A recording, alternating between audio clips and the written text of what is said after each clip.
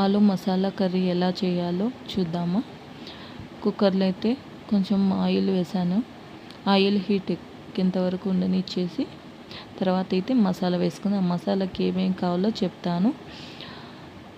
అల్లం, వెల్లుల్లి, అలాగే ఆనియను, కొబ్బరి, ధనియాల పొడి, ఇవన్నీ అయితే నేను మిక్సీలో వేసేసి అలాగే మిక్సీ కొట్టేస్తాను. మిక్సీ కొట్టిన మిశ్రమాన్ని మొత్తం ఇలాగైతే ఆయిల్లో వేసేసి కొద్దిగా పసుపు, అలాగే తగినంత కారం, ఆలుకి ఎంత కావాలో అంత కారం, తగినంత కారం, ఇవన్నీ కొంచెం పచ్చివాసన పోయేంత వరకు అయితే ఫ్రై చేద్దాం.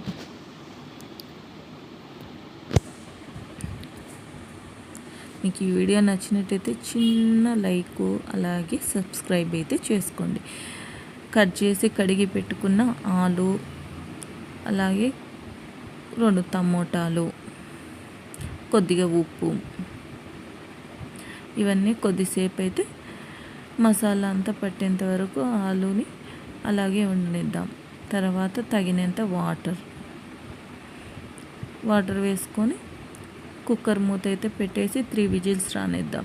3 విజిల్స్ రానిచ్చిన తర్వాత మళ్ళీ కుక్కర్ మూత చల్లారినాక కుక్కర్ మూత ఓపెన్ చేసి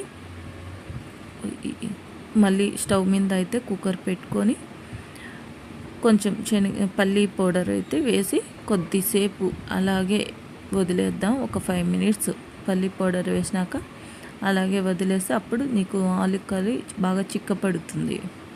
చిక్కబడిన తర్వాత ఈ చపాతీలకు కానీ జొన్న రొట్టెలకు కానీ చాలా టేస్ట్ బాగుంటుంది. మీరు కూడా ట్రై చేసి కామెంట్ చేయండి. ఆలు కర్రీ అయితే మొత్తం రెడీ అయిపోయిందండి.